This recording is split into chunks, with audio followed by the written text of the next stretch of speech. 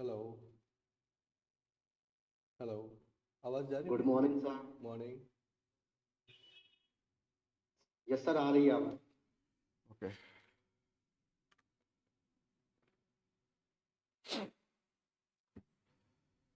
Okay, good morning everybody.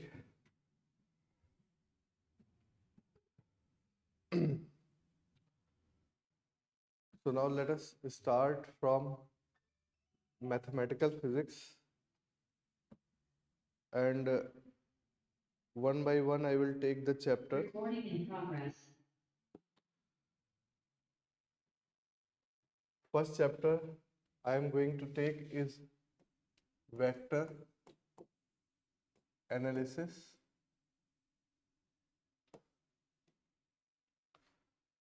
and the questions they have asked till today, they are based on the gradient thing.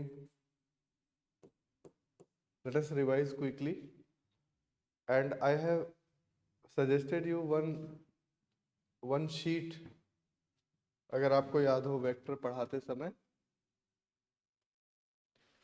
जिसमें सारे फॉर्मूले हैं, और मैंने आपसे बोला था अभी भी आप वो शीट अपने पास रखो. Let me again forward you, just give me a second.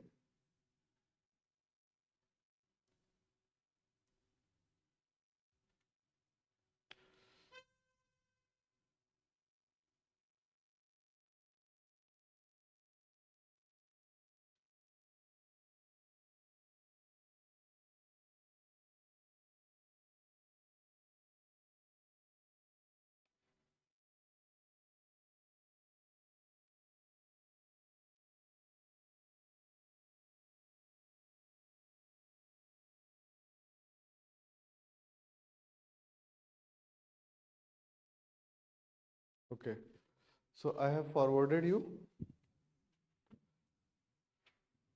आ गया? देखना ऑनलाइन स्टूडेंट, देखो मिल गया.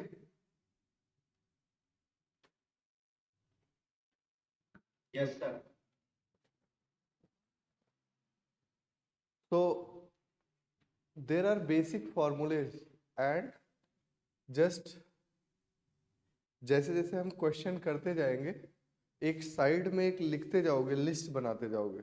उस फॉर्मूला शीट में फॉर्मूला लिखने की जरूरत नहीं, because formula is already with you, but you should mention somewhere that these things have been used, और उनको रिवाइज कर लेना है दोबारा से. तो जो एक वाइट पेज अपने कॉपी में ही कहीं पे कर लो, और उसमें फॉर्मूला शीट इस तरीके से बनाना है कि जैसे मान लो ग्रेडियंट यूज हुआ तो ग्रेडियंट लिख लिया. इसको क्लास के बाद आधा घंटा लगा के रिवाइज कर लेना है, ठीक है. फिर मैंने स्टोक्स थ्योरम यूज किया, तुमने स्टोक्स थ्योरम लिख लिया. यस और नो?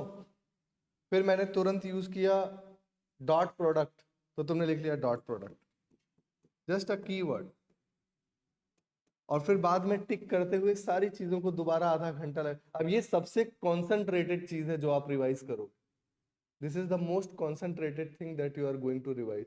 तो इस तरीके से a list will be formed of my 3 topics: mathematical physics, thermodynamics and electromagnetic theory. So धीरे धीरे करके, और क्लास खत्म होते ही आपको ये नहीं कि अरे बहुत बड़ा 3 घंटे सर के साथ बिता लिए तो बहुत बड़ा काम कर दिया, इस तरीके से नहीं लेना है.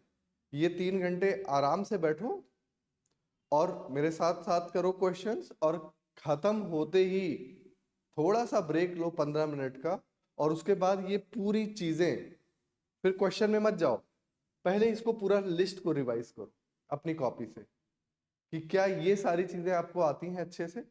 एक बार लिख के देख लो, क्योंकि अलग अलग कोऑर्डिनेट सिस्टम में जरूरत पड़ सकती है, तो वो भी आपको लिख के देख लेना है. ओके, तो यहां से इस तरीके से शुरू करेंगे हम लोग. सबको क्लियर है?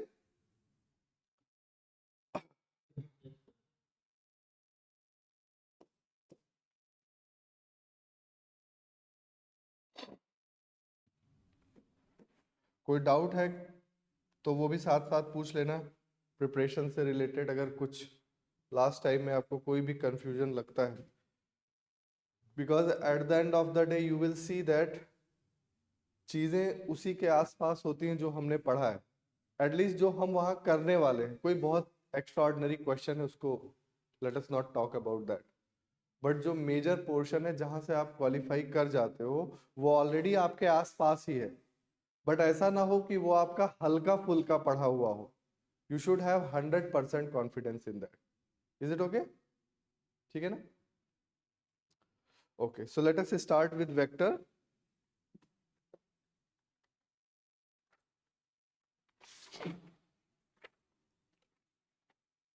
Now the first question, see,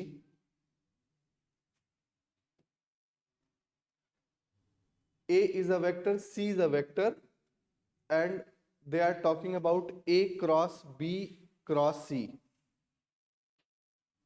A cross B cross C. So A cross B cross C is equal to, क्या होता है? हैं? B A dot C minus C A dot B. Back cab, क्या बोलते हैं इसको? Back cab. So what is back cap? It is equal to B. B is 2I cap plus 3J cap minus 5K cap. This is B. And what is A dot C? A dot C में क्या आएगा? 1 minus 1. A dot C क्या होगा? J dot J is 1 and K dot K is again 1 minus C.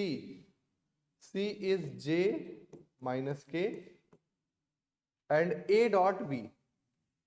A dot B में क्या होगा? 3 minus 5. तो ये तो वेक्टर C ही रह गया, इसको लिख लो minus C.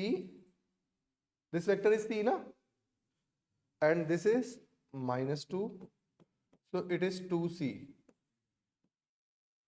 So 2C means it is in the direction of C or opposite to the direction of C?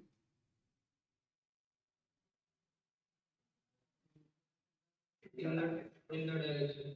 Positive है ना? इन द, अभी देखो कितनी बेसिक चीज चेक की जाती है. ठीक है? सो ये फॉर्मूला शीट मैंने आपको पहले से ही दे रखा है, उसमें ये देखो है A cross B cross C. और अगर नहीं भी मान लो मुझे याद हो तो मैं B क्रॉस C पहले निकाल लूं, फिर उसके साथ A क्रॉस निकाल लूं. But you should know this, इसका कई बार काम पड़ जाता है. तो सबको क्लियर है? आगे बढ़े. तो पहला पॉइंट नोट कर लिया. ऐसे हर क्वेश्चन के लिए आपको कमेंट करना है अपने फॉर्मूला शीट में. ठीक है ना? तो पहला आपने लिख लिया वेक्टर प्रोडक्ट. वेक्टर प्रोडक्ट, सारे वेक्टर प्रोडक्ट रिवाइज कर लेना है. Vector product,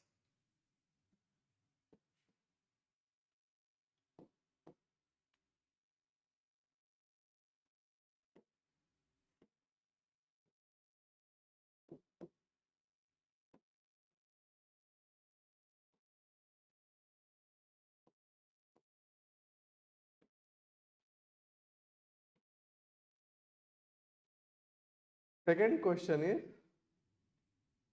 a unit vector perpendicular to the plane containing A and B. So again I want to tell you there is a vector A,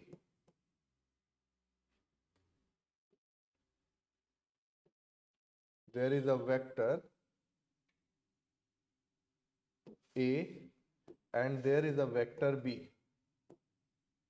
This is the plane of the board जिसमें ये दोनों vector हैं. तो कोई भी दो vector हैं तो उनको कंटेन करने वाला एक प्लेन तुम हमेशा बना सकते हो.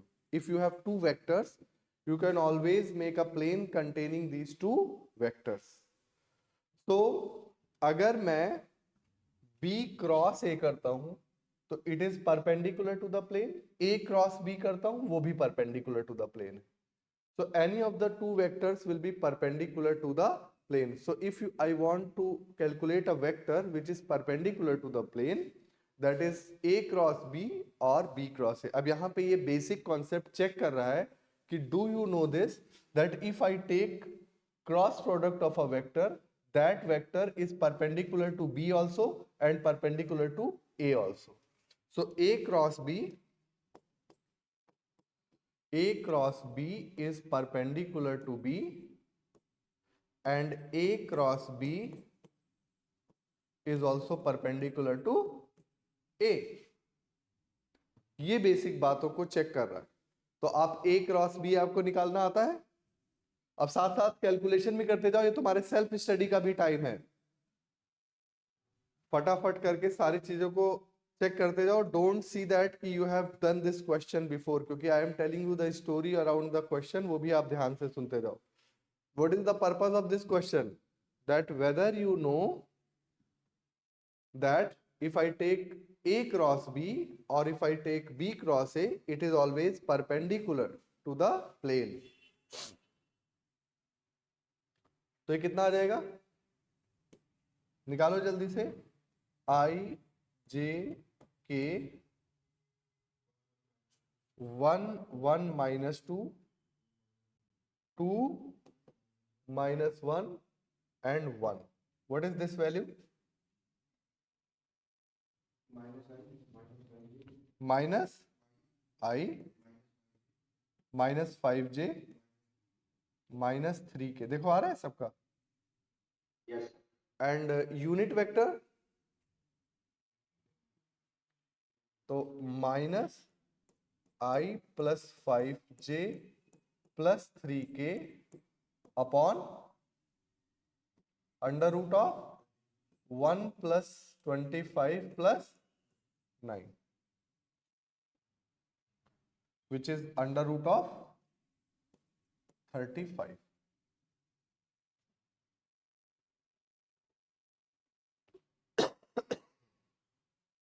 Are you getting this?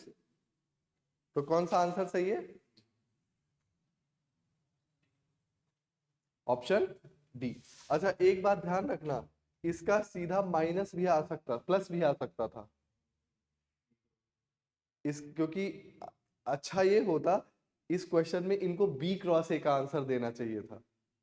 तो कुछ लोग कंफ्यूज हो जाएंगे कि यार मेरा तो माइनस साइन नहीं आ रहा है, क्योंकि ये वेक्टर भी परपेंडिकुलर है और ये वेक्टर भी परपेंडिकुलर है. तो नेचुरल इंस्टिंक्ट है कि आदमी ए क्रॉस बी करेगा, बट उनको ऑप्शन में बी क्रॉस ए देना चाहिए था. बट देखो कितने रहम दिल है, आपको सिंपल क्वेश्चन दे रहे हैं. समझ गए इस बात को सभी लोग? ठीक है, क्विकली कैलकुलेट कर लिया. तो property of this cross product of vector, ये पर्पस था चेक करने का. Is it okay? आगे बढ़े. Next is the equation of a surface. A surface is given and the unit vector normal to the surface. So you know that if there is a surface, suppose surface is some f of r is equal to 0, any surface, ठीक है, then grad of f gives a vector perpendicular to the surface.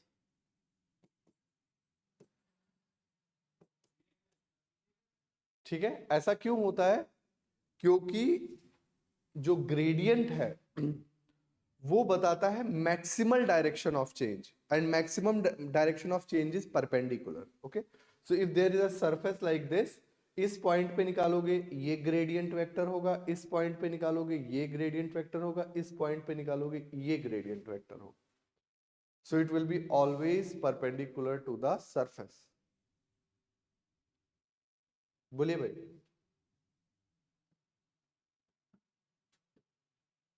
Clear है सबको?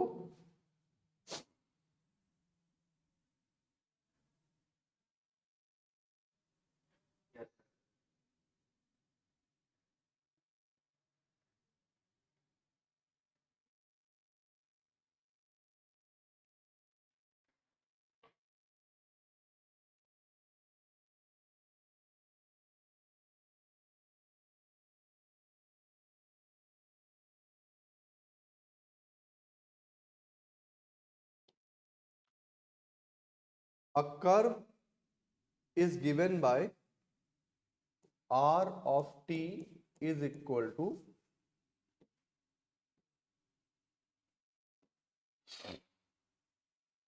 t I cap plus t square j cap plus t cube k cap.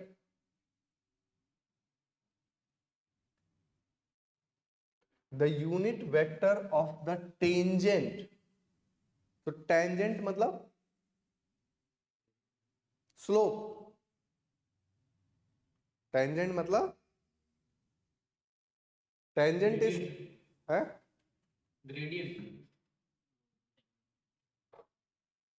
tangent is slope. So calculate the slope.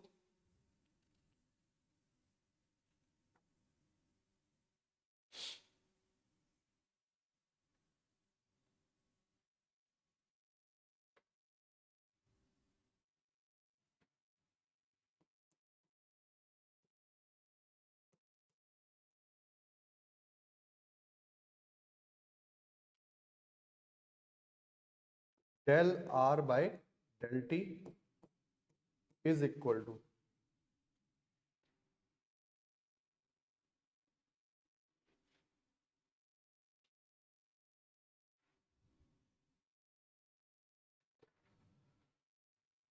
बताओ भाई I cap plus 2t j cap plus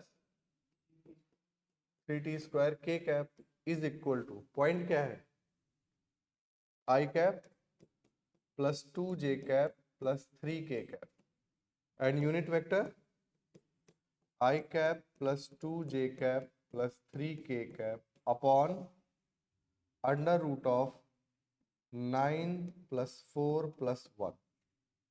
कौन सा correct होगा? D.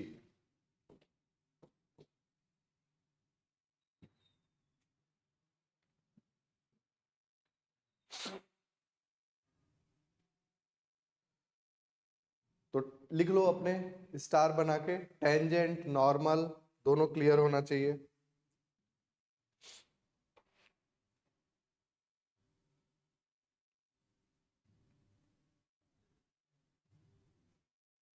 हर question का comment लिखते जा रहे हो ना, वन वर्ड कमेंट लिखना है खाली, ताकि बाद में रिवाइज कर सको. हाँ जी, कुछ बोल रहे हैं?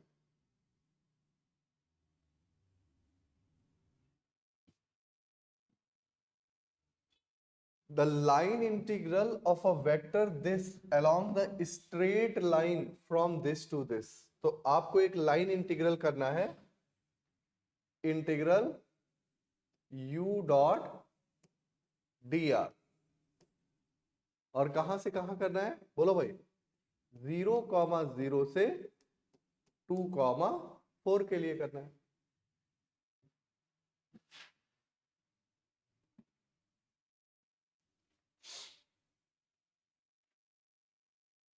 So let us do this. What is dr?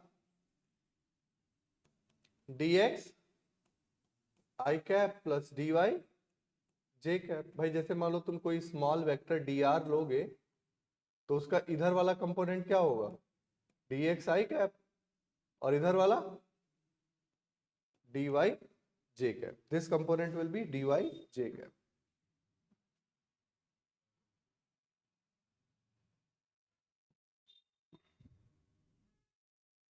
Is it okay? So integral, and along the line they have given a line जिसके along जाना है. So what is that line? 0,0 से 2,4. Yes. So it is 0,0 to 2,4. That means y is equal to 2x.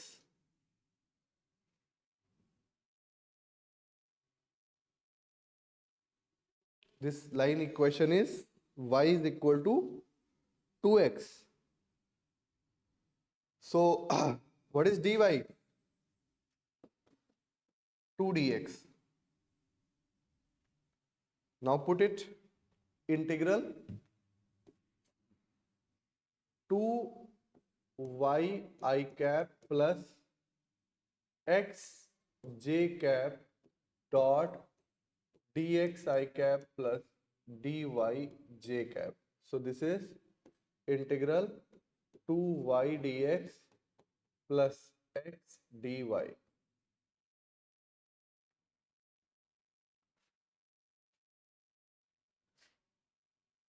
Now let us convert all the y into x. So it is integral 2 into 2x dx plus x into 2 dx. And what is the limit of x? 0 to 2. Integrate कर लो इसको.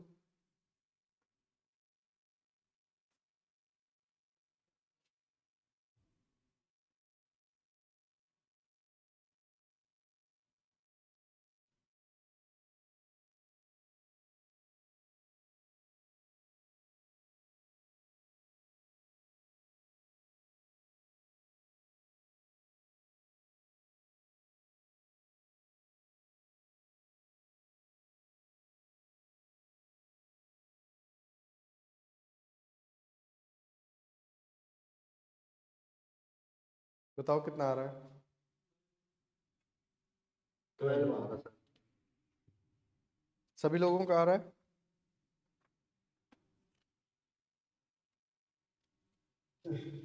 Yes, sir.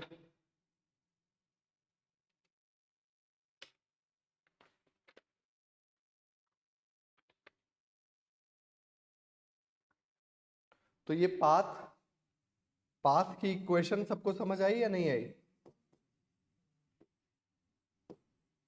किसी को नहीं समझ में आई तो पूछ लेना.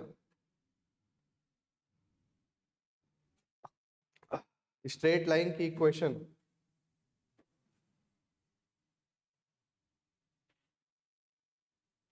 अच्छे से दिखाई दे रहा है ना ये PDF?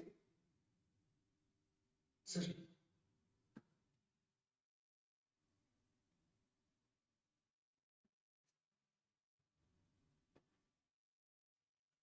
The line integral A to B, सिर्फ ए से बी तक जाना है. एफ डॉट डी एल कर लेते हैं. तो पाथ क्या है बताओ भाई? पाथ क्या है? X square plus Y square is equal to 1. This is path.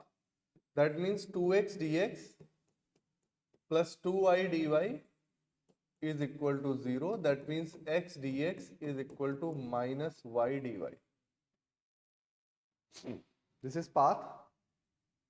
And integral इस पाथ पे चलना है x upon under root x square plus Y square x cap plus y upon under root x square plus Y square y cap dot dx x cap plus dy y cap. ये करना है. तो integral x dx by under root x square plus Y square plus y d y upon under root x square plus Y square. But x dx is minus y dy, so that means this is equal to 0.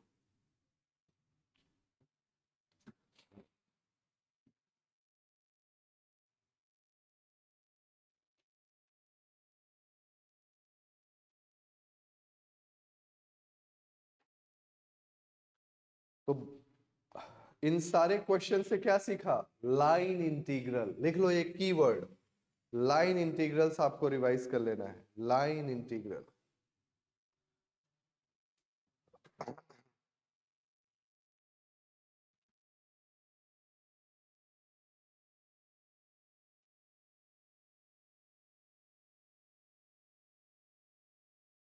f is a constant vector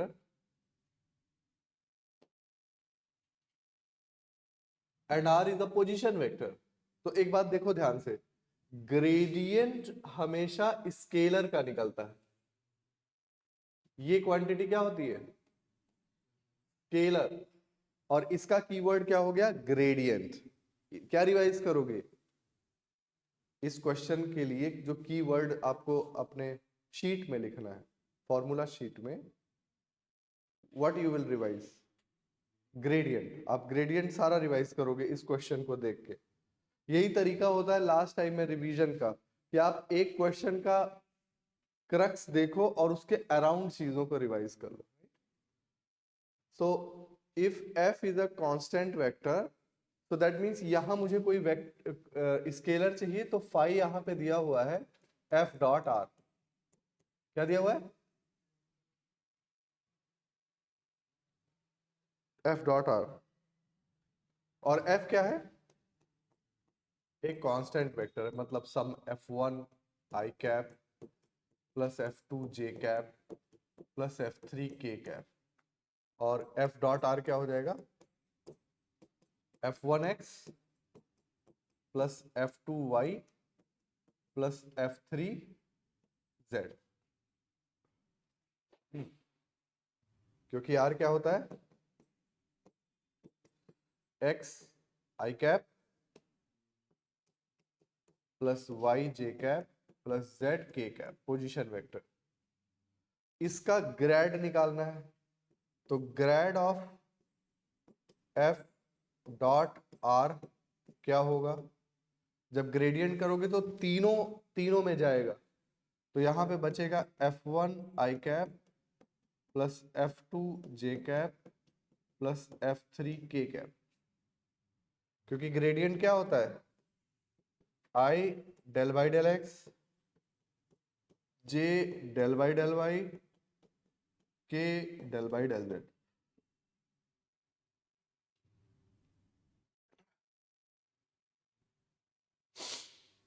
ये क्या आ गया? f। तो answer is B.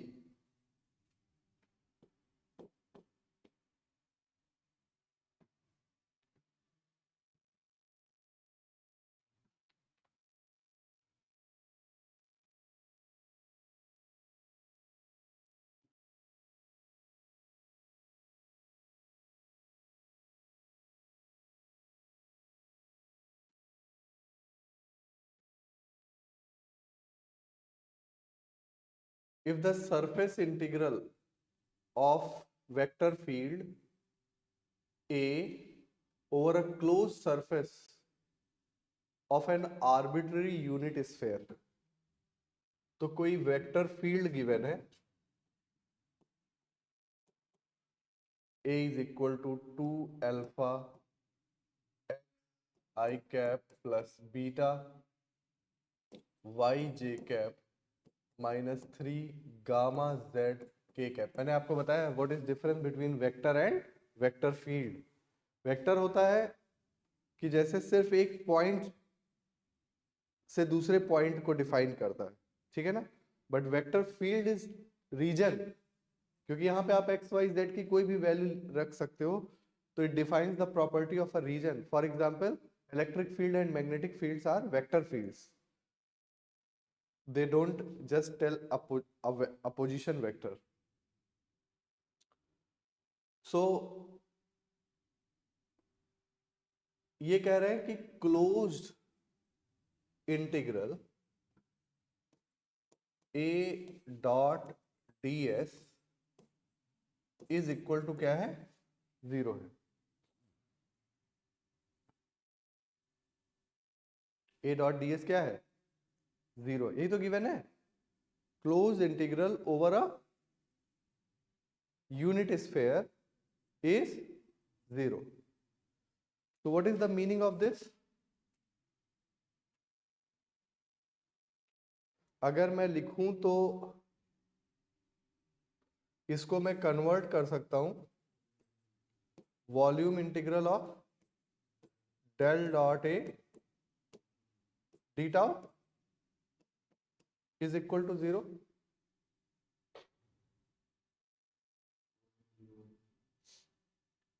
इसका मतलब इसका मतलब मैं राइट साइड पे लिख सकता हूं इंटीग्रल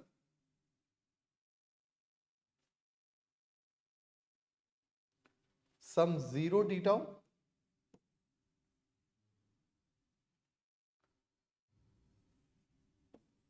ऐसे लिख सकता हूं। तो this will give me divergence is equal to 0। इस क्वेश्चन का कीवर्ड है Gauss divergence theorem. Gauss divergence theorem. और जब मैं गॉस डाइवर्जेंस थ्योरम लिख रहा हूं तो आपको रिवाइज करना है दोनों कोऑर्डिनेट सिस्टम में, स्फेरिकल में भी और सिलिंड्रिकल में भी। कार्टेशियन तो हम कर ही रहे हैं, बट नेक्स्ट लेवल पे क्या हो सकता है, they can give something related to spherical और सिलिंड्रिकल। तो डाइवर्जेंस ऑफ ए को 0 करो तो क्या होगा डाइवर्जेंस में 2 अल्फा, बोलो भाई 2 alpha plus beta minus 3 gamma is equal to 0। दोनों तरफ 6 से डिवाइड कर दो तो it will be alpha by 3 plus beta by 6 minus gamma by 2 is equal to 0।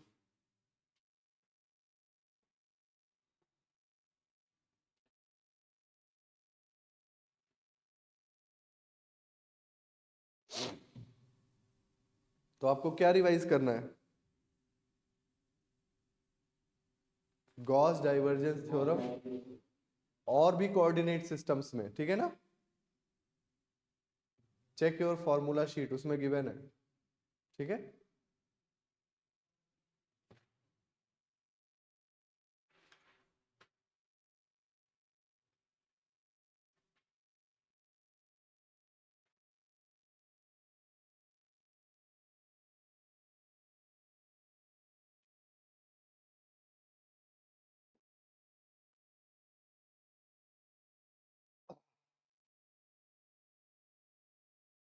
Next is the line integral. अब जैसे ही लाइन इंटीग्रल नाम आया आपके दिमाग में तुरंत आना चाहिए Stokes. What is Stokes? Line integral of A dot DL is equal to surface integral of del cross A है डॉट, ऐसे डीए नहीं लगा सकते क्योंकि ये स्केलर है। लेफ्ट साइड क्या है, ए डॉट डीएल तो स्केलर है ना, तो इस साइड अगर तुमने डॉट के बगैर डीए लगाया तब तो वेक्टर निकल के आएगा।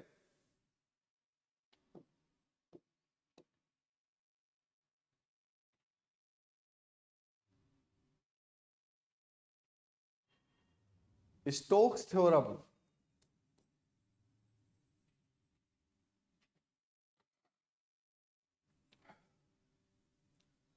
सो एक लाइन इंटीग्रल इसका निकालना है और आर स्क्वायर की value x square plus Y square है, टेकिंग राउंड अ स्क्वायर, इस स्क्वायर के अराउंड, एंड जो x नॉट है mod of x naught is greater than half and mod of y naught is also greater than half. The value of line integral देखते हैं जरा क्या होता है। तो integral a dot dl is equal to integral s del cross 1 by r square minus x minus y I cap plus x dot, इसमें एक छोटा सा एरिया ले लेता हूं, डॉट डीए, और इस एरिया का जो वेक्टर होगा वो माइनस जेड कैप डायरेक्शन में होगा, minus Z cap.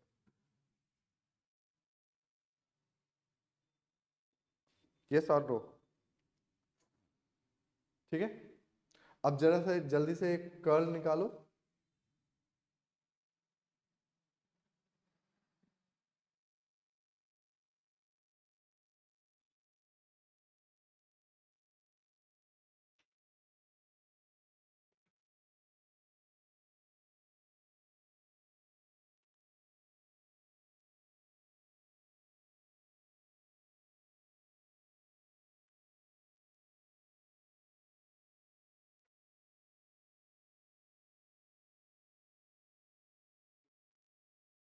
Hmm,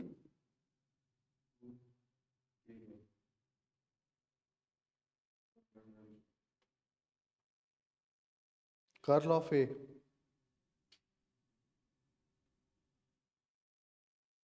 calculate everybody.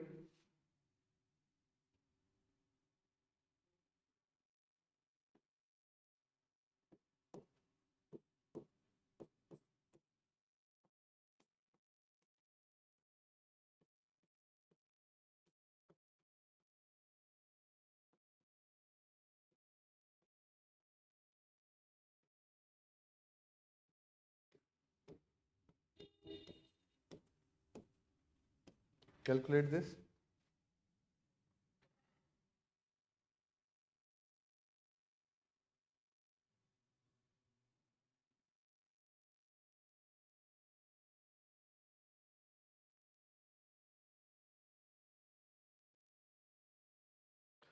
I cap होगा 0 minus this 0, J cap 0 minus 0, K cap बचेगा खाली, तो K कैप क्या हो जाएगा?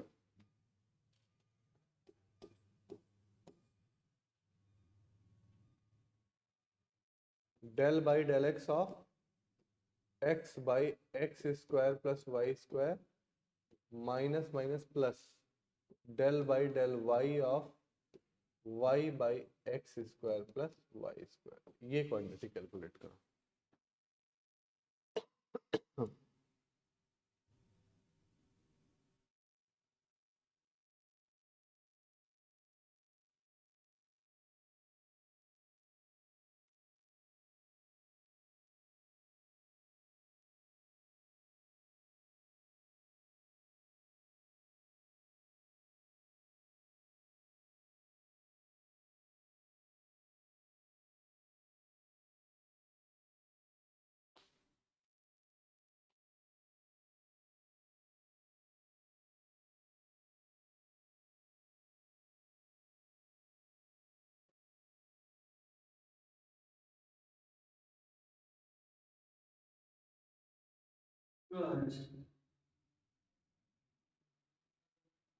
It will be 0। सब लोग करो। अब देखो यहां पार्शियल डेरिवेटिव का खेल आ गया।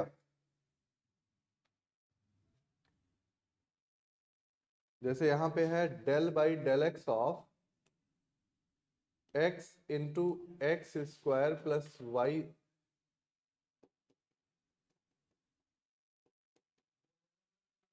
X upon x square plus Y square. तो क्या होगा? डिनोमिनेटर का square, denominator derivative of numerator minus numerator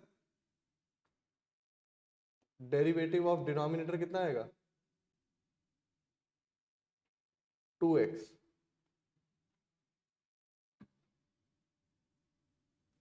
और ऐसे ही जब डेल बाई डेल वाई करोगे तब y upon x square plus Y square x square plus Y square into 1 minus y into 2y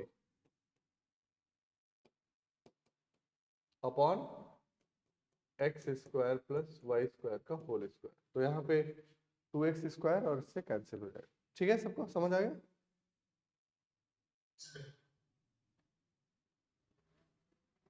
तो जब ये पहले ही 0 हो गया, किसकी वजह से? इसकी वजह से 0 हो गया। तो अभी तो इसका नंबर ही नहीं आया एरिया का।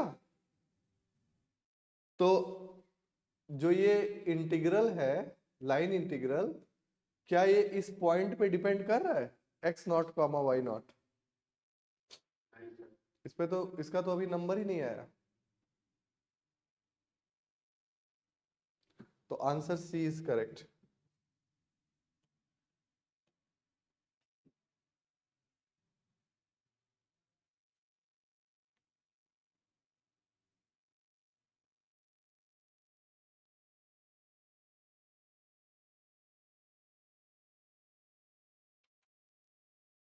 बोलो भाई।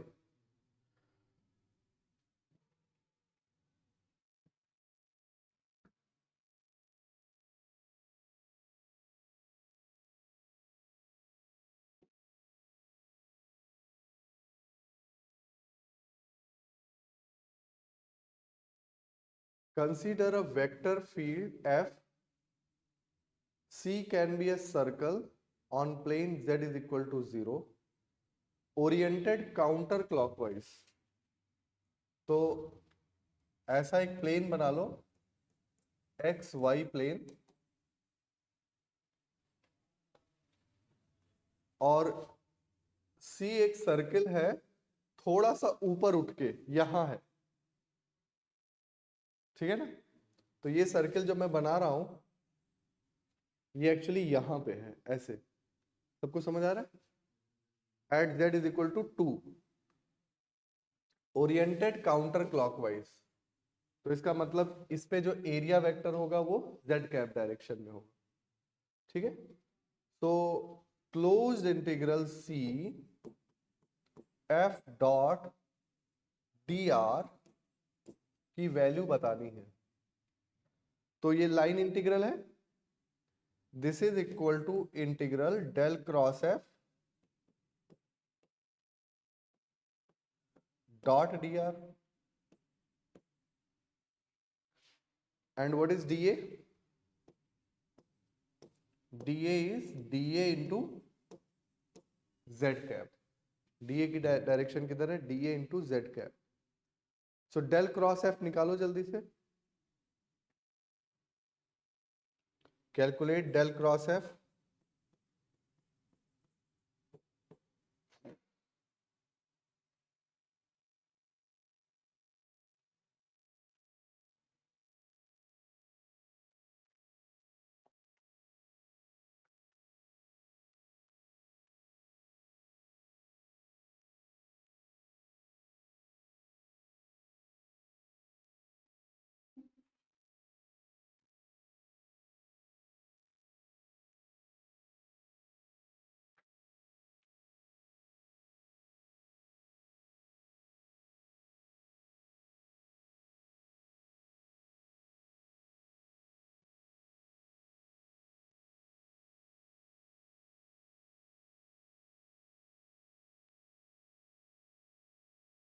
तो सेम क्वेश्चन को रटना नहीं है, इस क्वेश्चन से आपको मैसेज लेना है कि देखो कैसे हम लाइन इंटीग्रल स्टोक्स थ्योरम का यूज करना सीखना है।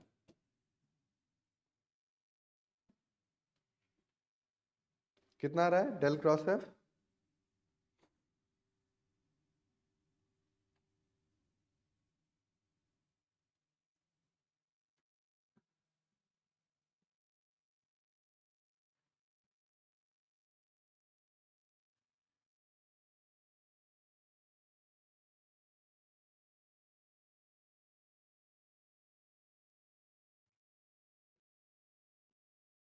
आई जे के del y del x del y del y del y del z and y x z cube minus z y। बताओ भाई कितनी वैल्यू आ रही?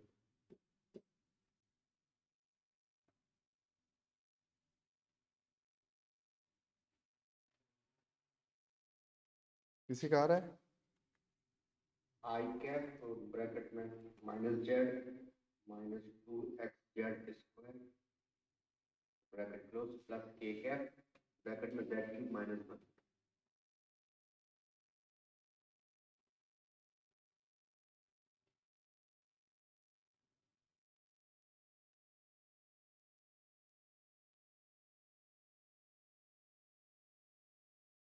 And put z is equal to 2 because z is equal to 2 पे है।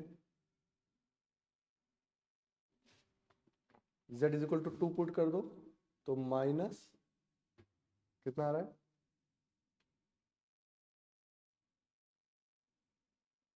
2 plus minus 8x 12x x cap plus 7z। देखो ये आ रहा है after putting z is equal to 2।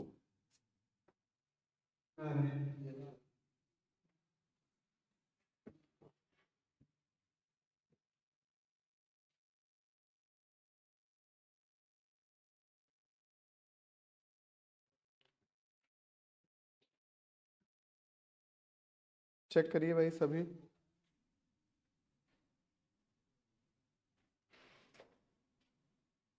Now it is integral minus 2 plus 12x x cap plus 7z cap dot product of small area dA into z cap. Dot product ले लो तो it will become integral 7dA और dA is area of the circle. इसका radius कितना था 4 तो pi into 2 square तो it is 28 pi.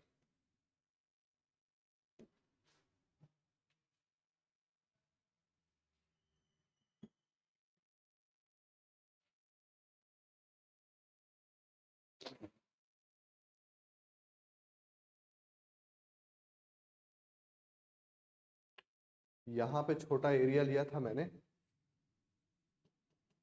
dA तो इसका टोटल एरिया क्या होगा एरिया ऑफ द सर्कल। ठीक है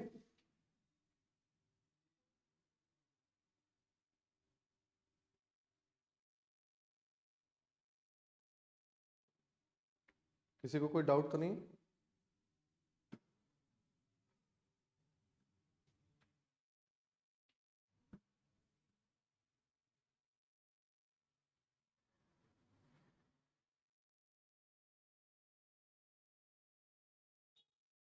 लास्ट तक आओ उसके बाद कहीं कुछ सोचो कन्वर्ट करने को। पहले लास्ट में देखो तो कि क्या फॉर्म बनना है तो जरूरत ही नहीं है कुछ करने की।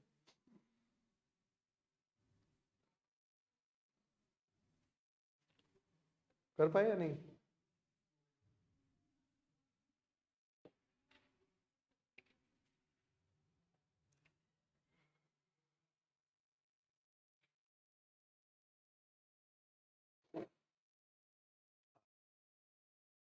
A hemispherical shell is placed on xy plane centered at origin. For a vector this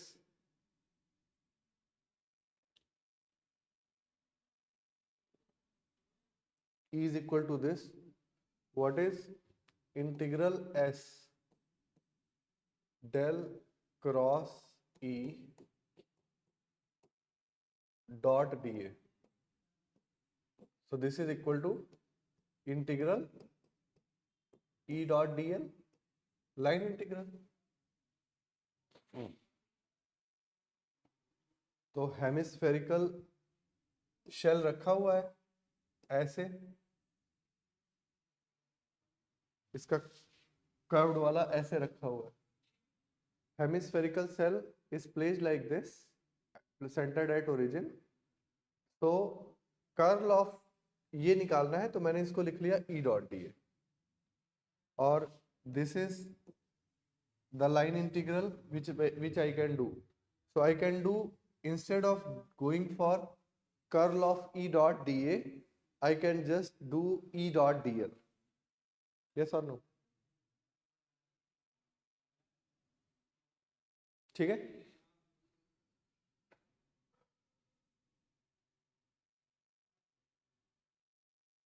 तो करते हैं ई डॉट डीएल। ई क्या है ई है minus y I cap plus x j cap upon x square plus Y square dot D x i cap plus D y j cap.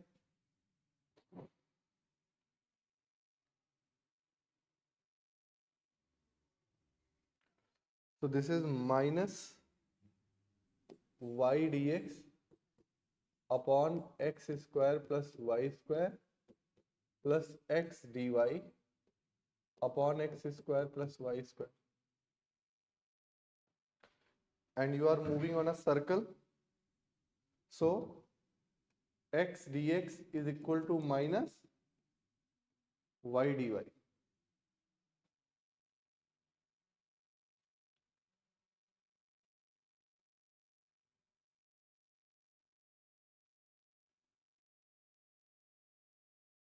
But यहाँ पे क्या है, y dx है.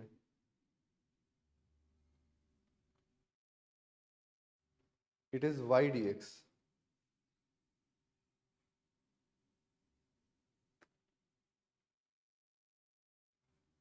तो अगर सीधे सीधे ऐसे कुछ होता कि x dx तो मैं कन्वर्ट कर देता, बट यहाँ पे उल्टा आ रहा है. क्या आ रहा है, y dx आ रहा है. ठीक है ना, तो इसको ऐसा कर लेते हैं. यहाँ पे ऐसे ले लेते हैं, ये x है, ये r है, ये phi है. तो x is equal to r cos phi and y is equal to r sin phi. ऐसे लिख लेते हैं. तो इंटीग्रल माइनस ये क्या हो जाएगा, y dx r sin phi and dx is minus r sin phi and dy is r cos phi d phi. ठीक है, तो minus r sin phi and dx is minus r sin phi d phi upon r square plus ये वाला x r cos phi into r cos phi d phi upon r square. तो ये हो जाएगा integral sine square five plus cos square five 1 हो गया, और r square से r स्क्वायर कैंसिल हो गया. तो कितना आ गया, डी फाई इधर और डी फाई इधर भी तो है.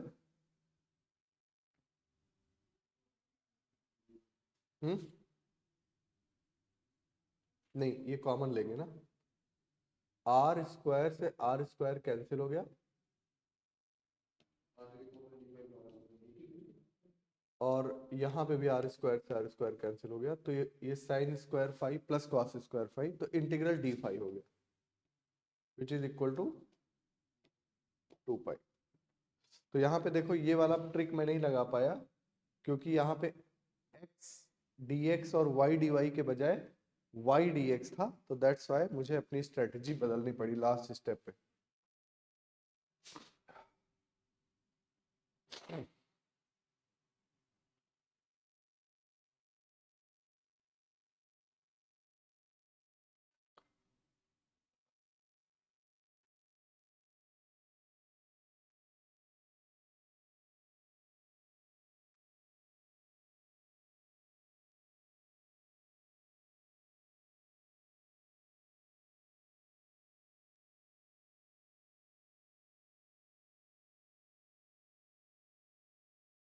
ठीक है भाई, सबको समझ आ रहा है.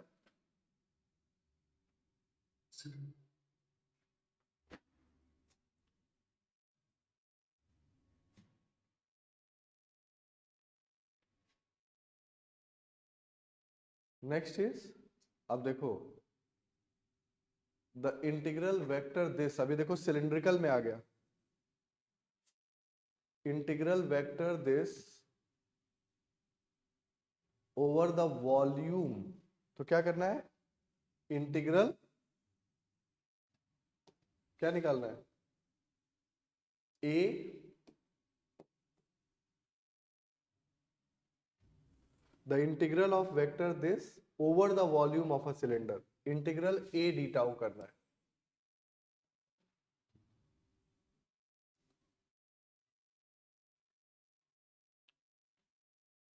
So integral 40 by rho cos phi cap, और what is small volume cylinder का,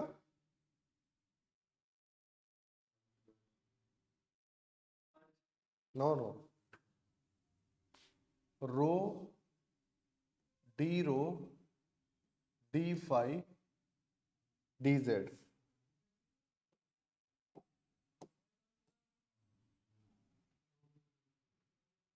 ठीक है, जो सिलेंडर होता है वो ऐसा होता है ना, सिलिंड्रिकल कोऑर्डिनेट अगर मैं बनाऊं तो ये तो स्फेरिकल वाला है, ये एक्स वाई प्लेन है, ये जेड, ये सिलेंडर है, सिलेंडर का ये होता है, this rho is perpendicular to z, ये एंगल कितना होता है 90, ये एक्स वाई प्लेन में है रो, तो यहां पे लिखोगे integral 40 by rho cos phi into rho D rho D phi D Z, rho से रो कैंसिल, तो हो जाएगा 40 cos phi का माइनस साइन फाई और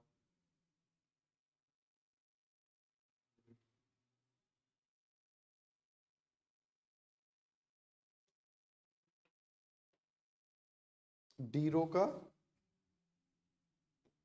2 पाई, डी जेड का लेंथ कितनी है एल, कितना आ रहा है देखो,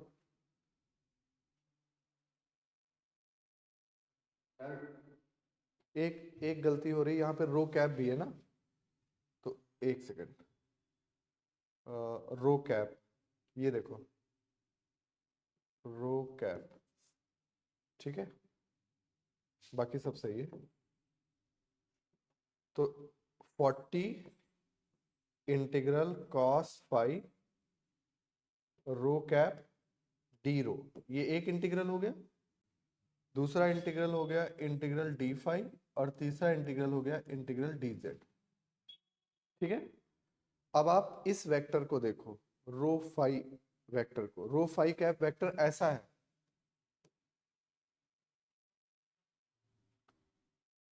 तो जब तुम इंटीग्रल करने जाओगे तो इसकी तो डायरेक्शन बदलती रहेगी,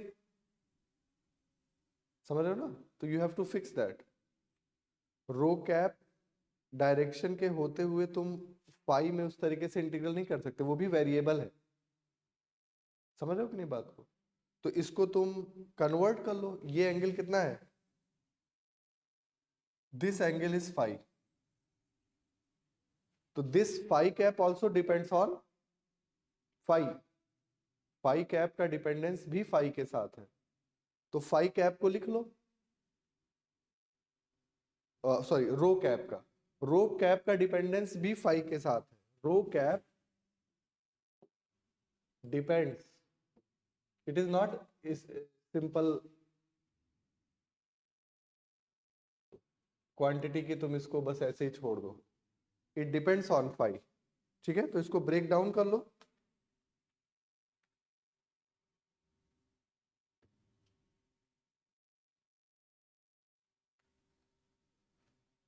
तो रो कैप क्या हो जाएगा, cos phi x cap plus sine phi Y cap,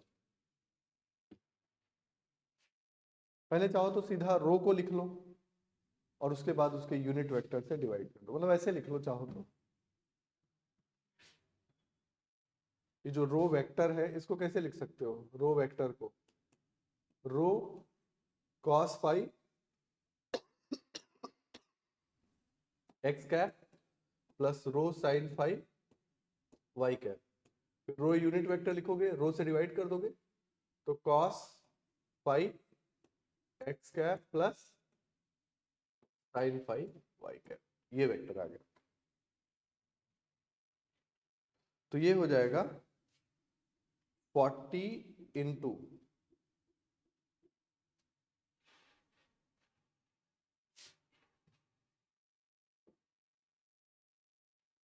अब एक एक करके इंटीग्रल करना है। तो पहले z वाला कर लेता हूं। z कितना दे रहा था? l, हाइट l है तो z ने l दे दिया। अब फाई वाला करते हैं, integral cos phi into cos phi x cap plus sine phi Y cap d phi, ये हो गया। इंटीग्रल डी रो, ये हो गया। तो ये बनेगा 40l cos square phi integral cos square phi d phi 0 to 2 pi, और ये बनेगा एक्स कैप। अब जो साइन फाई कॉस फाई का इंटीग्रल 0 हो जाएगा, उसको छोड़ देते हैं, ठीक है।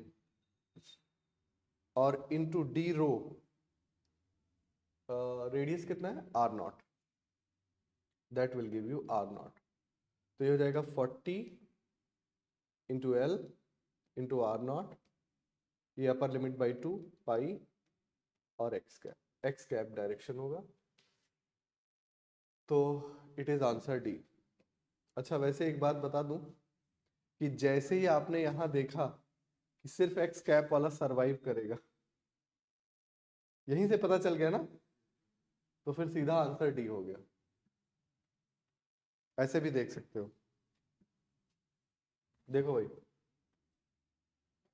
जब पता चल गया कि खाली एक्स कैप वाला सरवाइव करेगा तो अपने आप ही आंसर क्या हो गया? डी हो गया। तो इस क्वेश्चन से क्या सीखा कि अगर यूनिट वेक्टर पड़ा हुआ है तो यूनिट वेक्टर कांस्टेंट नहीं है। Unit vector is not a constant. Unit vector is not a constant, specially जब आप अदर कोऑर्डिनेट सिस्टम में हो।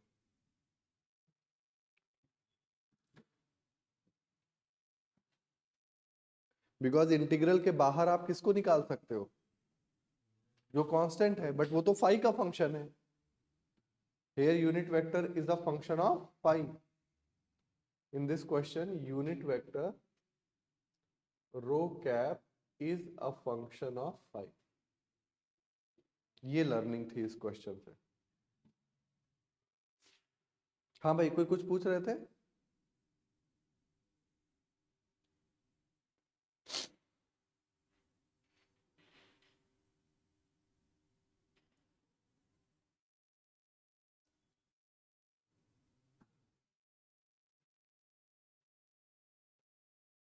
क्लियर है सबको? क्वेश्चन नंबर 13 है, the volume integral of function this over the region this. तो आपको क्या करना है? Integral r square cos theta into क्या करना है? R square sine theta d theta d phi d r. करो इसको जल्दी से।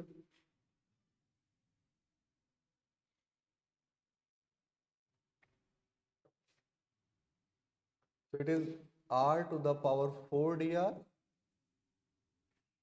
0 to 2 sin theta cos theta d theta 0 से पाई बाई 3 एंड 0 से 2 पाई d5, ये करना है।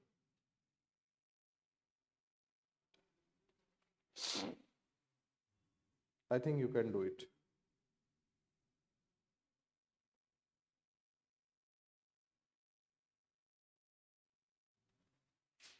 It will be 24 by 5 pi. Okay? कर लोगे सभी लोग?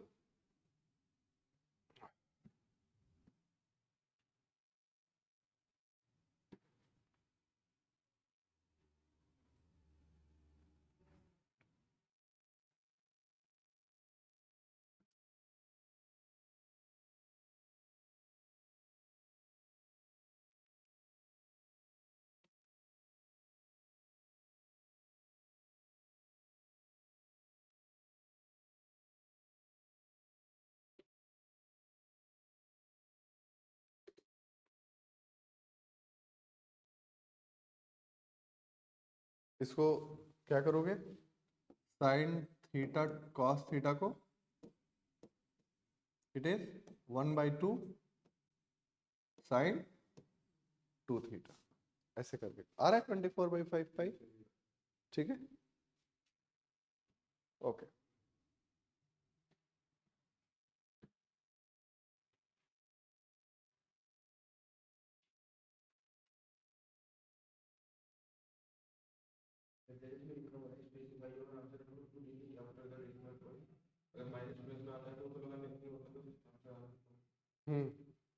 Specify your answer up to 2 digits after the decimal point, मतलब 3 डेसिमल प्लेस तक जाओ और 2 डेसिमल प्लेस में करेक्ट आंसर लिखो।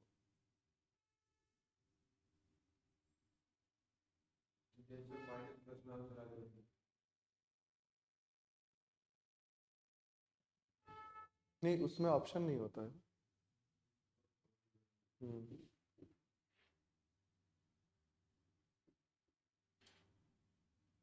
क्लियर है सबको?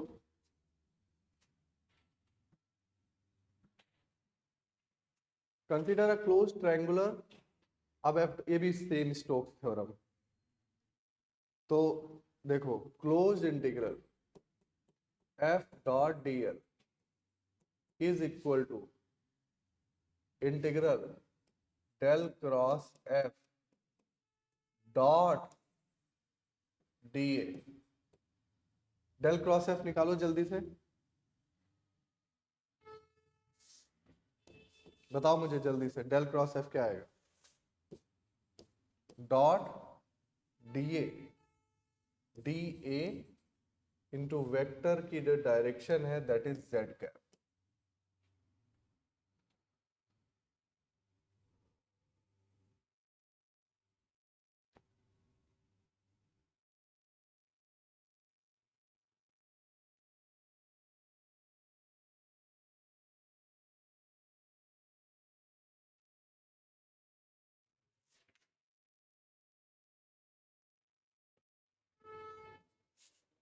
-2 के कैप पक्का?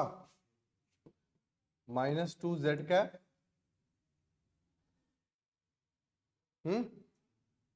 तो यह आ जाएगा -2 इंटू इंटीग्रल dA। अब इंटीग्रल dA के अंदर तो कुछ आया नहीं, खाली मुझे यहाँ पे मैंने जो छोटा सा एरिया लिया था उसके बदले बस मुझे अब -2 एरिया ऑफ ट्रायंगल लिख देना है बस। है कि नहीं भाई? यहाँ तो कोई फंक्शन नहीं आया ना, तो एरिया ऑफ ट्रायंगल क्या हो जाएगा? ये ट्रायंगल है, ये है 1, ये है 2 और ये 1 है, तो ये भी 1 है। तो हाफ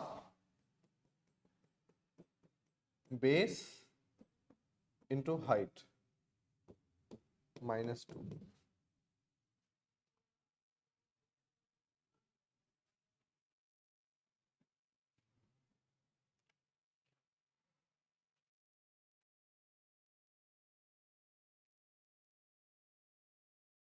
ठीक है,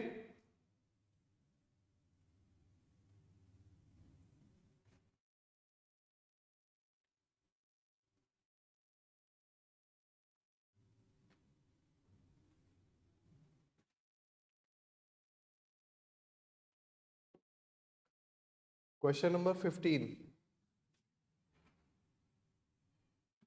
एक फंक्शन दिया है द कर्व अलोंग विच, तो डेल स्क्वायर कर दो जो आ जाएगा भैया। डेल स्क्वायर लैप्लासियन पता ही है आपको। डेल स्क्वायर क्या होता है?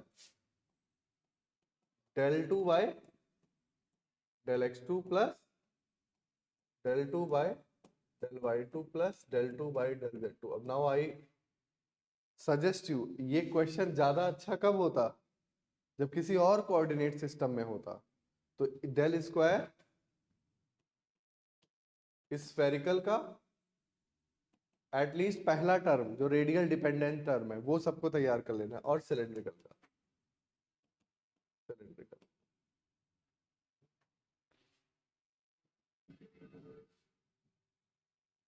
और ये मत भूलना कभी भी, बहुत सारे जगहों पे ये यूज होता है कि भाई स्फेयर का रेडियस ये वाला रेडियस है और सिलेंडर का रेडियस एक्स वाई प्लेन में ये है।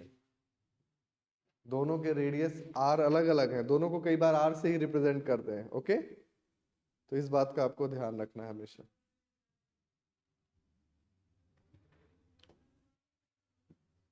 Consider a normal vector function u and two scalar functions psi and phi. The unit vector n cap is normal to the elementary surface ds and dv is infinitely small volume, dl is infinitely small line. Del by del n denotes the partial derivative of n cap. n cap क्या है? वो surface के perpendicular है. Which of the following identities is correct? तो पहली identity है del dot, पहली है स्टोक्स सॉरी गॉस। पहली आइडेंटिटी क्या है? देखो, डेल डॉट वेक्टर का volume integral is equal to vector surface integral. Yes और नो?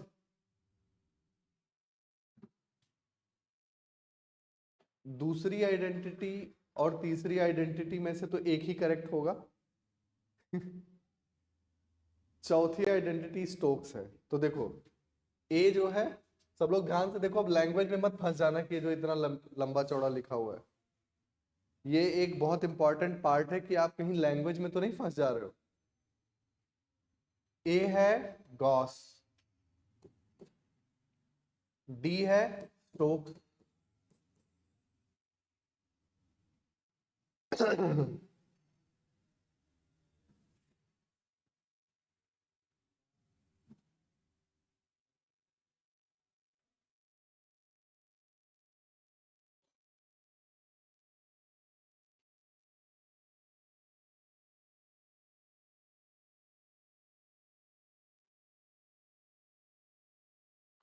और जो बी है, बी और सी में से एक ही करेक्ट है। ठीक है, तो यहां पे देखो साई डेल स्क्वायर फाई है माइनस, तो एक ही टर्म देखो, तो psi del phi by del n हो गया। साई, ये वॉल्यूम जो है वो सरफेस में कन्वर्ट हुआ, एक स्टेप डाउन गया, और ऐसे तो इसको वेक्टर से भी सब शो कर सकता हूं मैं। तो यहां पे क्या हो गया? Psi del phi by del n, और इसकी जगह क्या हो जाएगा? Phi del psi by del n, और यहाँ पे एक यूनिट नीचे चला जाएगा। तो कायदे से देखो तो लॉजिकली भी बी ही करेक्ट है। बीच वाला जो माइनस साइन है वो तो मेंटेन ही है, समझ रहे हो ना? तो बी और सी में से एक ही करेक्ट होना था, तो it will be B which is correct.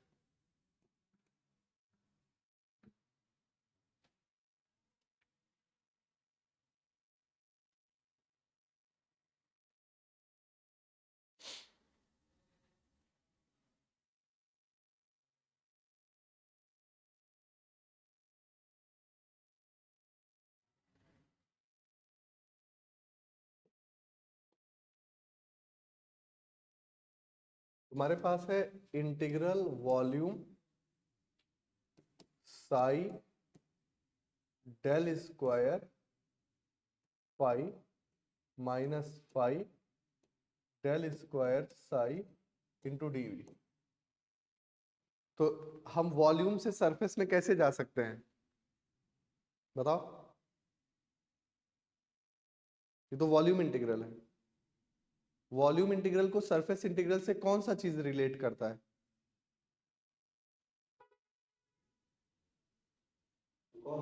Gauss. तो इसको किसी तरह से इसमें डॉट लेकर आओ। गॉस में तो डॉट होता है ना। गॉस कैसे लिखते हैं?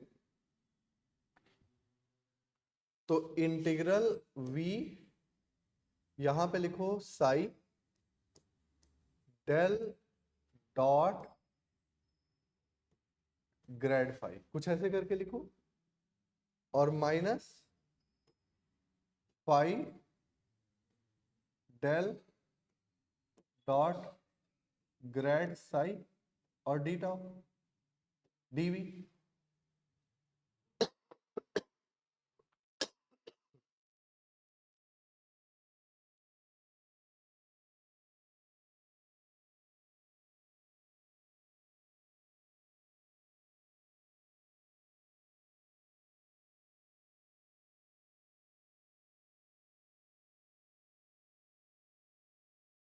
ठीक है। अब जो ये डॉट प्रोडक्ट है, इसको तुम्हें किस में लिख देना है? सरफेस एरिया में लिख देना है। तो देखो, इसको अगर तुम कन्वर्ट करते हो तो साई और डेल डॉट ऑफ समथिंग है, तो दिस इसके साथ एरिया वेक्टर बन जाना है। समझ रहे हो ना? तो ये हो जाएगा इंटीग्रल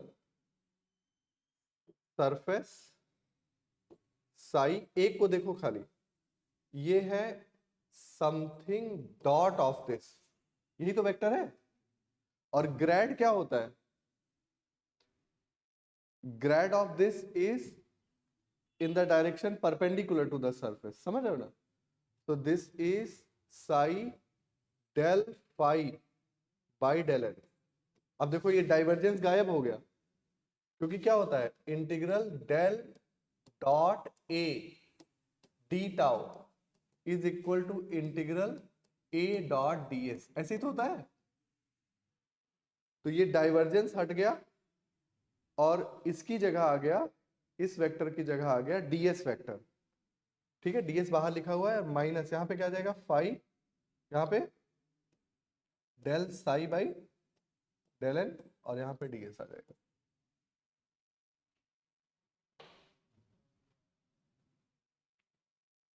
चाहो तो ऐसे भी कर सकते हो कि अगर समझ नहीं आ रहा तो एक स्टेप में क्या करो, ग्रेड फाई को ए लिख लो, तब तुम्हें ज्यादा समझ में आएगा। तो इंटीग्रल वी साई ए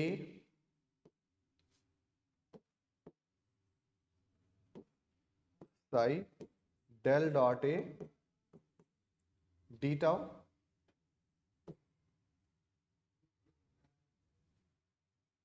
minus phi del dot B d tau, और उसके बाद गॉस लगा दो। समझ गए ना बात को? क्योंकि ये वेक्टर है ना, ये तुम्हें ऐसा हो सकता है कि लगे कि यार ग्रेड फाई,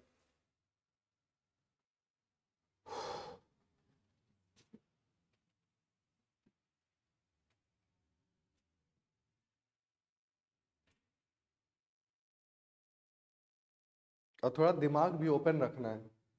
ये ध्यान से तुरंत देख लेना है कि यार ये तो एक जगह प्लस एक जगह माइनस है, तो दोनों में से तो एक ही सही हो सकता है।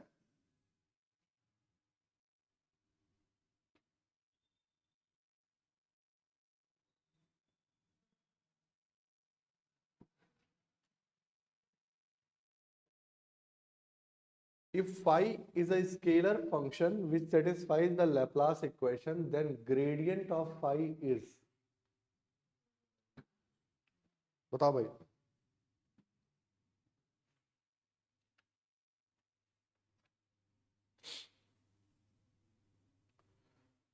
Del square phi is equal to 0.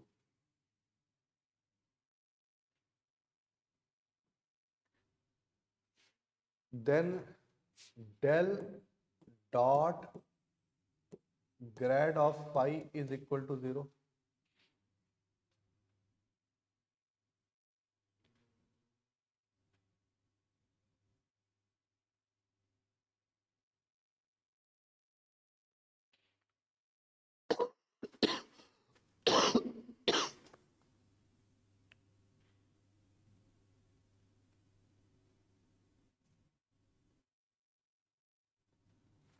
That means del dot A is equal to 0। तो ग्रेडियंट ऑफ फाई के बारे में बात कर रहा है, मतलब ए के बारे में बात कर रहा है, समझ रहे हो कि नहीं? A is equal to grad of phi. अब देखो किसके बारे में बात कर रहा है, read the question carefully. If phi is a scalar function which satisfies the Laplace equation, then gradient of phi के बारे में बात कर रहा है, मतलब a के बारे में बात कर रहा है। तो if del dot a is equal to 0, इसको क्या कहते हैं? Solenoidal।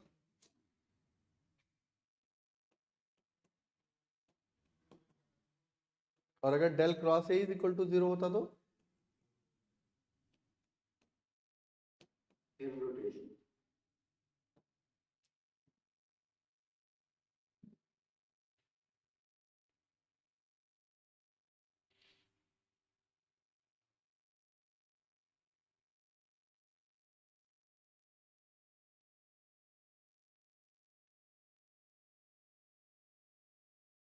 तो ये पॉइंट में लिख लिया, सोलिनॉइडल और इररोटेशनल, इन दोनों को भी देख लेना है ध्यान से।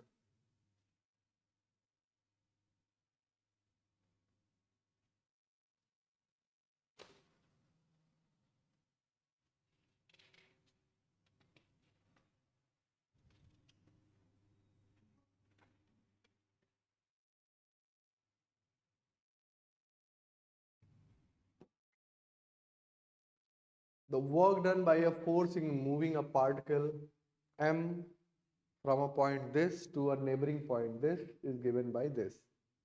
The work done for a complete cycle. तो dw क्या है? 2xy dx plus x square dy। Complete cycle मतलब integral 2xy dx plus x square dy, ये निकालता है। And x square plus y square is equal to क्या है? 1 unit circle. तो x dx is equal to minus y dy।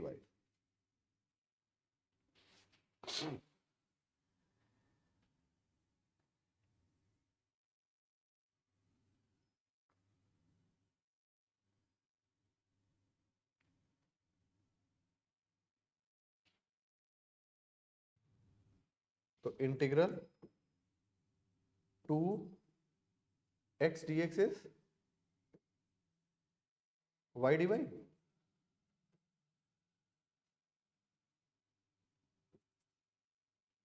Plus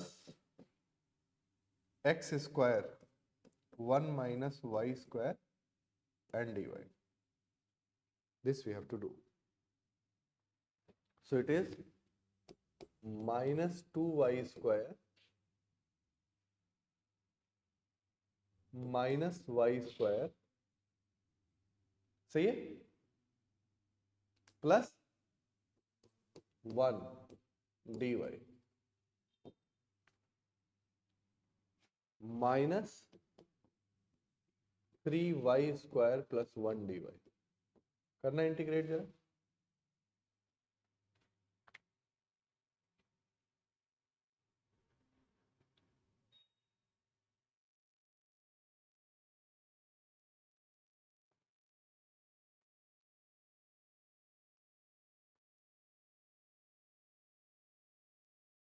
integrated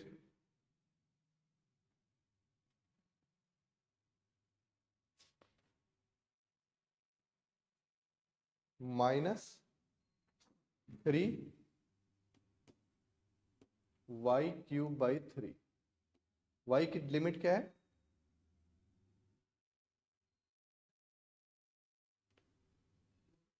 -1 to 1 plus y -1 to 1, तो -1 plus 1 plus 1 plus 1 -2 plus 2। कुछ गलत हो रहा है क्या? 0 आ रहा है? हाँ है, ऑड से नहीं हो पा रहा है ना,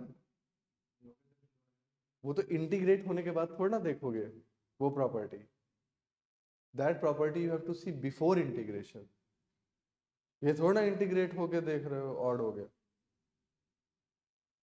डोंट गेट कंफ्यूज्ड, पूरा करके तब देखना पड़ेगा ना, ना वो गलत इंटरप्रिटेशन।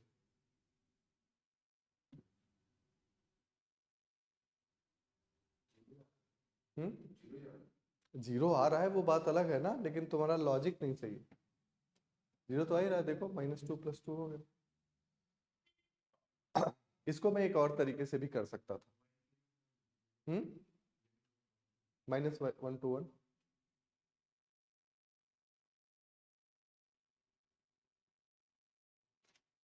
ठीक है, इसको मैं एक और तरीके से भी कर सकता था, ऐसे कर सकता था कि वो ये क्या होता है, फोर्स डॉट dr, तो ये होता F क्या हो जाता 2x y x cap plus x square y cap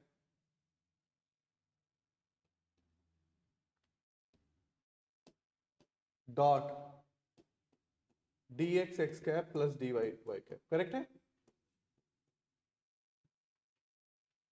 अब डेल क्रॉस F 0 आ जाएगा, del cross F will be 0, so conservative force है, इसलिए work done in the whole cycle is 0, del cross F 0 means conservative force, force is conservative, so work done in a full cycle is equal to 0.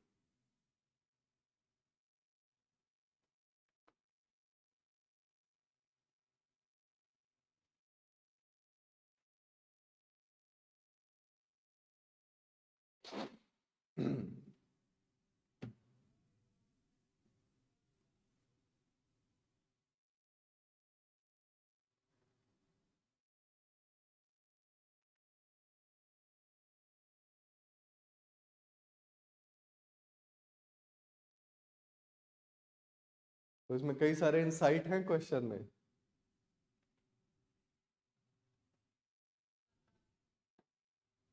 Force is conservative, समझ आया भाई Ram?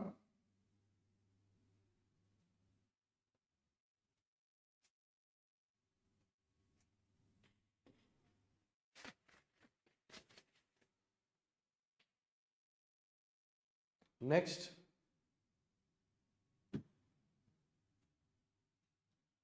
the gradient of a scalar field has a following characteristic.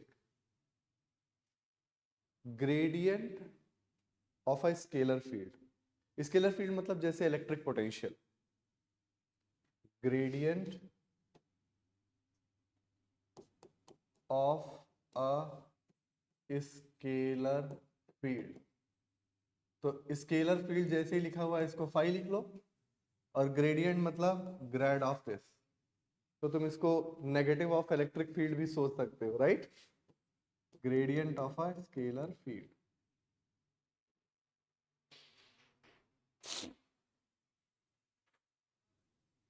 Line integral of a gradient is path independent, बताओ भाई।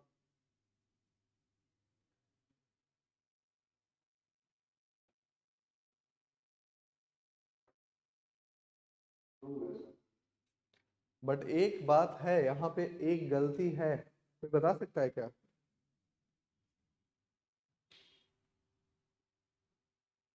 ये सब conservative के लिए discuss हो रहा है, क्योंकि gradient of this is E, तो मैं मान ले रहा हूं कि it is conservative, okay, E is equal to gradient, तो इलेक्ट्रिक फील्ड का अगर कंजर्वेटिव है तो क्लोज इंटीग्रल में क्या हो जाएगा, 0 हो जाएगा, तो it will not dependent on path. तो ए सही है। बी देखो, क्लोज लाइन इंटीग्रल 0, ये भी सही है। सी, gradient s is a measure of maximum rate of change in the field, ये भी सही है, क्योंकि इलेक्ट्रिक फील्ड किस डायरेक्शन में होती है? जिस डायरेक्शन में पोटेंशियल सबसे तेजी से कम हो रहा होता है। यही सब तो इंटरप्रिटेशन है इसका वेक्टर का। और ग्रेडियंट इज ए स्केलर, ओह ये क्या बात हुई, तो इलेक्ट्रिक फील्ड है वेक्टर क्वांटिटी। तो देखो एक लाइन ये लिख दिया तो सब कुछ आपका कितना कॉन्टेक्स्ट में आ गया, नहीं तो आपको थोड़ा इमेजिन करना पड़ता। लेकिन जैसे ही आपने ग्रेडियंट स्केलर फील्ड को फाई लिखा, gradient of scalar field minus E हो गया। अब मैं माइनस ई के बारे में बातचीत कर रहा हूं, तो देख लो। ठीक है भाई।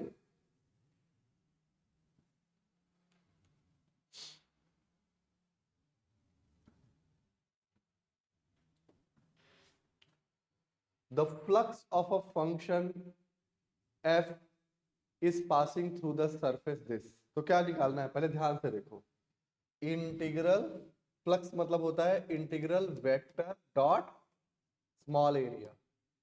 तो it is integral y square x cap plus 3xy minus z square y cap plus 4yz z cap. This dot, ये वेक्टर का डायरेक्शन क्या है? y कैप, तो dA into y cap.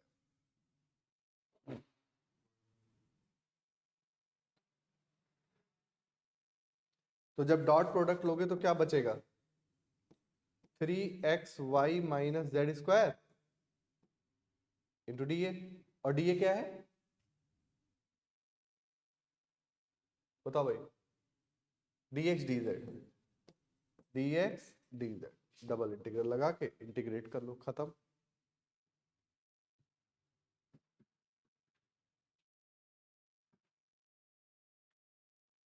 What is limit of x? 0 to 1। तो पहले कौन सा integral करोगे? कोई भी जब लिमिट कांस्टेंट है तो कोई भी करो फटाफट।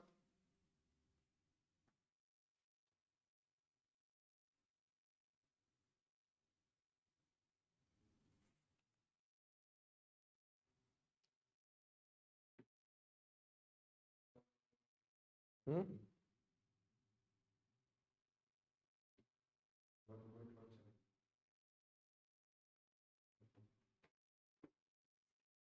कितना आया?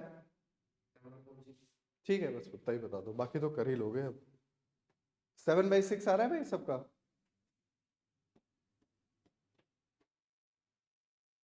तो बहुत ध्यान से चलना है।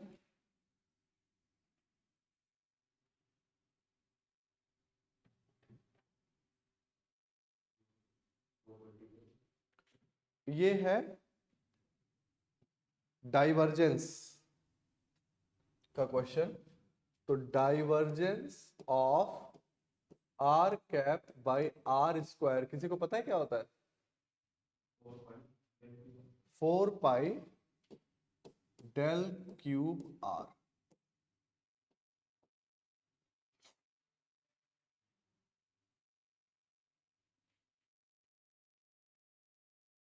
यानी कि डाइवर्जेंस, देखो इलेक्ट्रिक फील्ड जो होती है ना वो ऐसी होती है 1/r²।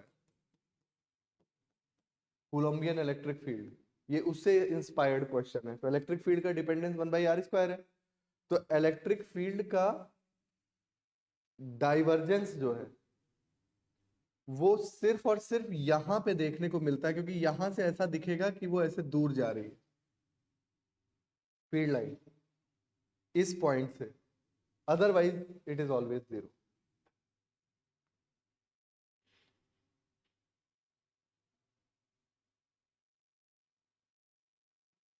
इस बात को समझ सकते हो आप? ओके। तो डेल्टा फंक्शन का क्या मतलब होता है कि अगर उस पॉइंट को इंक्लूड करोगे तब तो उसकी वैल्यू है, अदरवाइज इट इज ऑलवेज 0। तो इसको अब करो, इंटीग्रल सेंटर्ड एट ओरिजिन है e to the power minus r by r का square 4 pi del cube r into del 3r। Del 3r volume को कहते हैं, d3r मतलब वॉल्यूम, और डेल क्यूब आर मतलब 3D delta function. Delta function in 3D, इसका मतलब होता है वॉल्यूम। तो ये हो जाएगा integral e to the power minus r by r का होल स्क्वायर 4 पाई। अब 3 डायमेंशनल डेल्टा फंक्शन क्या होता है, 1 by r square sine theta del r del theta del phi into r square sine theta D phi D R. ये sir no, r square sine theta cancel हो गया, 4 pi integral e to the power minus r by r square delta r into integral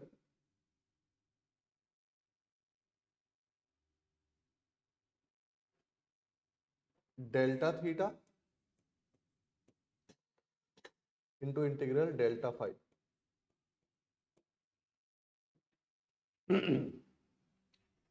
ये दोनों तो 1 1 हो गए, ये हो गया 4 पाई, ये डेल्टा r माइनस 0 है तो ये हो जाएगा e to the power 0, so which is equal to 4 pi. बहुत अच्छा क्वेश्चन है ये, ऐसे नहीं है हवा में।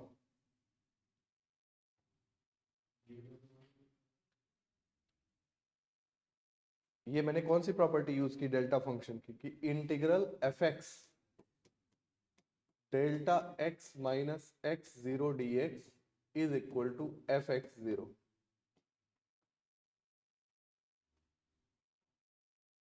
तो यहां पे डेल्टा आर का क्या मतलब है बताओ, डेल्टा आर का मतलब है delta R minus 0। This is very nice question.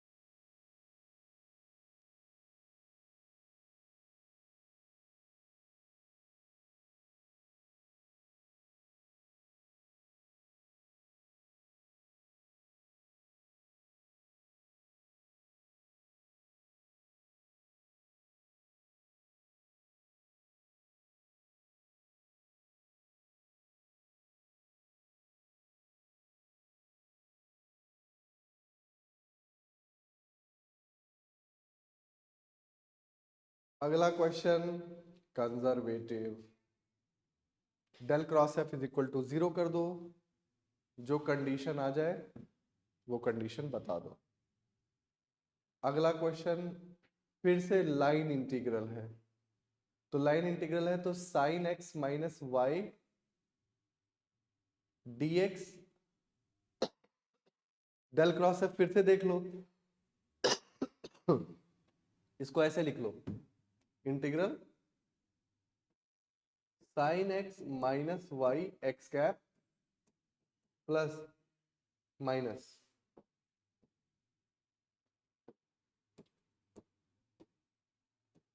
Minus sine Y minus x Y cap, और यहां बताओ भाई dot D X X cap plus D Y आई कैप। तो ये हो गया ना एफ डॉट डी एल।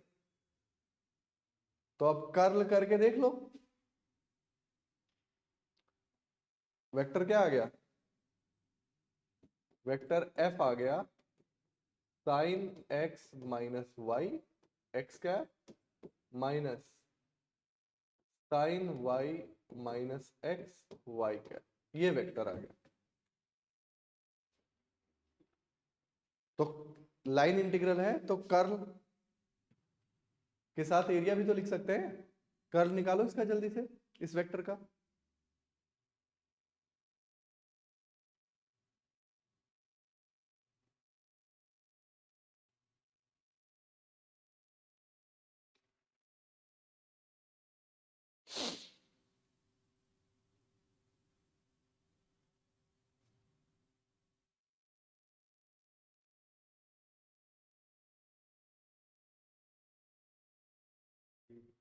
बस खत्म हो गया।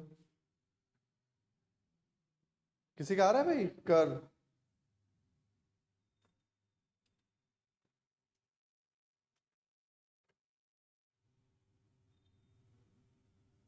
कर्ल -2 जेड कैप, पक्का माइनस आ रहा है, प्लस आ रहा है?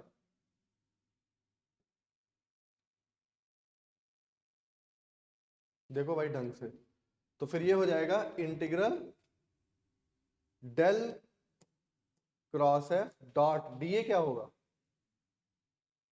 एंटी क्लॉकवाइज है, बोलो भाई, डी ए जेड कैप। तो हो जाएगा 2 integral d A, 2 into area क्या होगा सर्कल का, pi into 1 square which is equal to 2 पाई।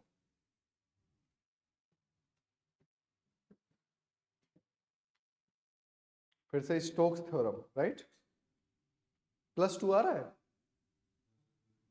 उतने में ही देखो।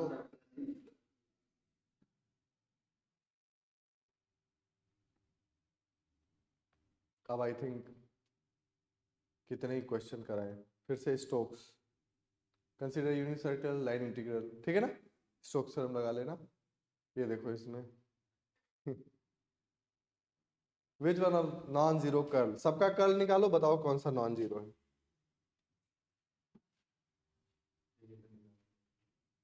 For a given vector f del cross f dot dl कर लो, सर्कल पे चल लो,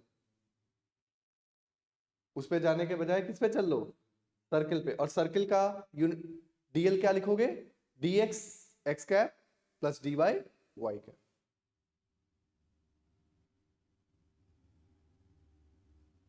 स्टोक्स थ्योरम समझ आया कि नहीं? Integral del cross s r cap ds के बजाय जो सर्कल बना हुआ है, सर्कल पे चल लो, एफ डॉट डीएल कर लो। फिर यूनिट वेक्टर ग्रेड निकालो, the unit vector normal to the equipotential surface at this, निकाल लो, ग्रेड निकालो, 1 to 1 लिखो, उसके मैग्नीट्यूड से डिवाइड करो, फिर एबीसी की वैल्यू आ जाएगी, मॉड बी की वैल्यू बता दो। तो अब तो इतने क्वेश्चन कर लिया आपने, ठीक है? तो दिस वाज योर वेक्टर। तो 5-10 मिनट के ब्रेक के बाद हम लोग फूरियर सीरीज करते हैं, ठीक है? ओके।